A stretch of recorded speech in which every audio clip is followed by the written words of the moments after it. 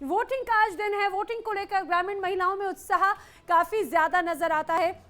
आपको तस्वीरें में दिखाती हूँ बिहार के उजियारपुर में, जहां पर बैलगाड़ी में सवार होकर महिलाएं मतदान करने के लिए पहुंची और इस दौरान वोटिंग करने के लिए जाती महिलाएं पारंपरिक गीत भी सुनाती हुई नजर आ रही थी। देखिए जरा।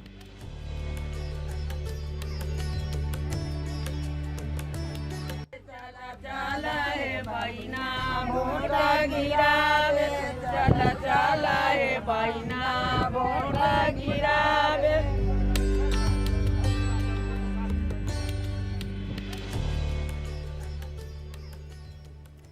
बिहार में एक अलग उत्साह जो है वो नजर आ रहा है। बहरहाल चुनाव को लेकर अभी क्या तस्वीरें हैं, देश भर के अलग अलग इलाकों से हमारे साथी लगातार आप तक तस्वीरें पहुंचा रखे हैं। बिहार से शिव पूजन झा हमारे साथ में है, तो इसके साथ ही रमन जम्मू कश्मीर से हमारे साथ में जुड़ रहे हैं। सबसे पहले रमन, मैं आपका रुख कर लेती हूँ क्योंकि जम्मू कश्मीर की तरफ सभी की निगाहें हैं।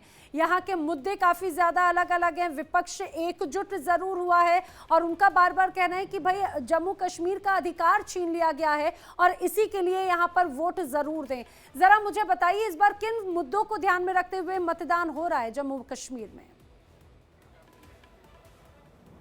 जी देखिए, अगर जम्मू कश्मीर की बात करेंगे तो आज जो पोलिंग हो रही है वो श्रीनगर लोकसभा सीट के लिए पोलिंग हो रही है। और श्रीनगर लोकसभा सीट में अगर हम बात करें तो ना तो जब भारतीय जनता पार्टी ने ना ही कांग्रेस ने, दोनों ही बड़ी राष्ट्रीय जो पार्टी है उन्होंने अपने उम्मीदवार नहीं उतारे हैं। इंडिया ब्लॉक्स ने नेशनल कॉन्फ्रेंस के डॉक्टर फारूक अब्दुल्ला की पार्टी का समर्थन कर रहे हैं। तो भारतीय जनता पार्टी जो है यहाँ की एक स्थानीय पार्टी है, अपनी पार्टी अल्ताफ बुखारी की अध्यक्षता में उनके उम्मीदवार को अपना समर्थन दे रही है। दरअसल यहाँ पर जो पिछले 2019 से पहले की हालात थे, जिस तरीके का वोट परसेंटेज यहाँ पर आता था, लोगों को डेमोक्रेसी पर इतना विश्वास नहीं होता था। अगर विश्वास होता भी था तो अलगाववाद और आतंकवाद का इतना डर रहता था यहाँ पर कि वो पोलिंग स्टेशन तक नहीं पहुँचते थे, ना ही अपना वोट कास्ट कर पाते थे, क्योंकि बाइकआउट की कॉल जो है वो लगातार होती थी। लेकिन अब 5 नवंबर 2019 के बाद जब से धारा 370 खात्मा हुआ है, उसके बाद विश्वास बहाली का काम जो है केंद्र सरकार की तरफ से यहाँ पर किया गया है। और लगातार यहाँ पर कश्मीर घाटी में अगर देखें तो बहुत सारे ऐसे प्रोजेक्ट, नेशनल लेवल के प्रोजेक्ट जो हैं उन्हें लॉन्च किया गया है, जिससे बहुत सारे टूरिज्म को वहाँ पर बढ़ावा मिला है। नेशनल हाईवे की जो विस्तार हुआ है वो उस इलाके में हुआ है। जो जम्मू से कश्मीर की दूरी थी, पहले 8 से 10 घंटे लगते थे, अब 4 से 5 घंटे में आराम से आदमी जो है वहाँ पहुँच जाता है। इसके साथ साथ में सबसे बड़ा मुद्दा जो था वो पीओजेके का, और पीओजेके के मुद्दे पर आज भी प्रधानमंत्री ने जिस तरह से डॉक्टर फारूक अब्दुल्ला के बयान पर आज पलटवार करते हुए कहा है कि अगर पाकिस्तान ने चूड़ी नहीं पहनी हुई तो हमें चूड़ी पहनाना आता है। तो कहीं ना कहीं पाकिस्तान के साथ जुड़ा हुआ जो पीओजेके है उसके साथ भावनात्मक एक जुड़ाव पूरे हिंदुस्तान का है। तो भारतीय जनता पार्टी जानती है कि आखिरकार उस भावनात्मक मुद्दे को किस तरीके से लोगों के बीच में लेकर जाना है और किस तरीके से उसको विपक्ष के लिए एक गले की हड्डी बनाना है। क्योंकि जब जब एक ऐसा दांव प्रधानमंत्री नरेंद्र मोदी की तरफ से खेला जाता है तो उसमें कहीं ना कहीं विपक्ष फंसता हुआ नजर आता है, और वैसा ही इस बार भी होता हुआ नजर आ रहा है। और यहाँ पर जो पीओके को लेकर बयान दिया, चाहे वो जी रमन, पीओके और पाकिस्तान दोनों ही कहीं ना कहीं केंद्र में रहते हैं।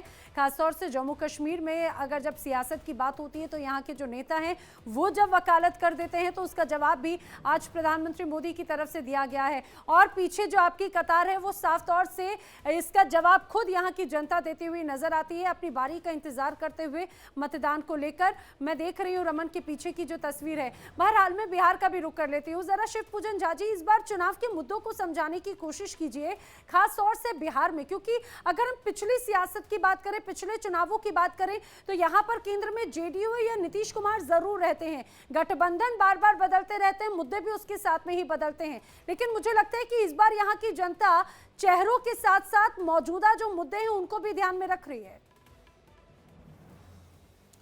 देखिए, बिहार में हर वक्त हमने देखा है कि रिजिड कंपार्टमेंटलाइजेशन है, कास्ट लाइंस पर वोटिंग होती है। लोकसभा का चुनाव हो, विधानसभा का चुनाव हो, एमवाई समीकरण जल्दी टूटता नहीं है और वो कहीं ना कहीं हम कह सकते हैं कि उस पर एक तरीके से अगर शब्द का मैं इस्तेमाल करूं तो अपना राइट समझते हैं। लालू प्रसाद यादव के परिवार, उसमें सेंध लगाने की हर तरीके से कोशिश होती है।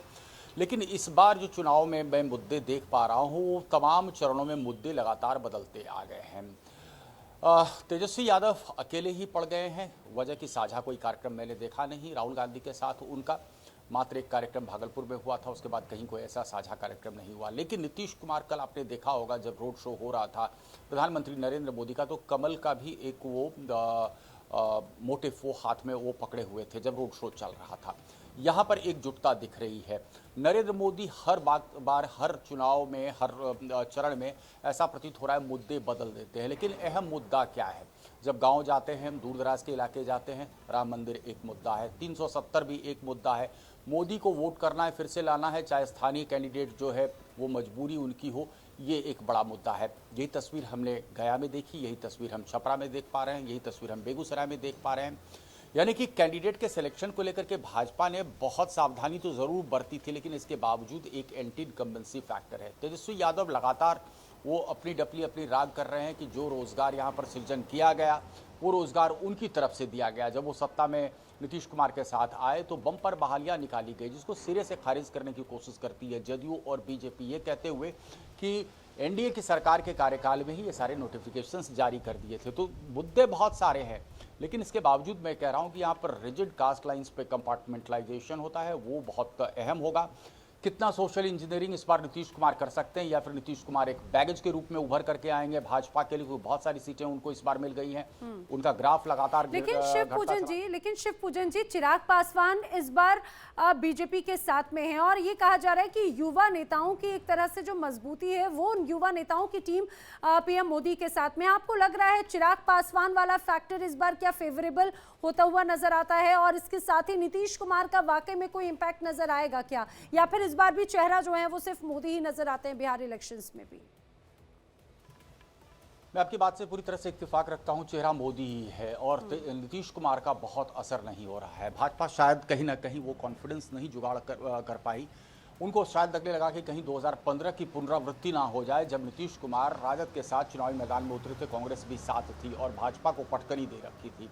इसी वजह से नीतीश कुमार को साथ लाया गया। आपने एक सवाल और हमसे किया कि चिराग पासवान फैक्टर, चिराग पासवान लगे रहे, उनकी पार्टी को पूरी तरह से उनके चाचा ने तोड़ दिया। बताया यह जा रहा है कि नीतीश कुमार के करीबी लोगों ने ऐसा किया, लेकिन चिराग पासवान डटे रहे। वो बार बार कहते रहे कि मोदी के हनुमान है और मोदी के हनुमान वो रहेंगे, और शायद उसी का फायदा उनको मिला कि 5 सीटें भाजपा ने उनको दी। मुझे लगता है कि जो एक अंडर करंट की बात की जाती है, उस अंडर करंट में 5 सीटों पर लोजपा मुझे कंफर्टेबल लग रही है।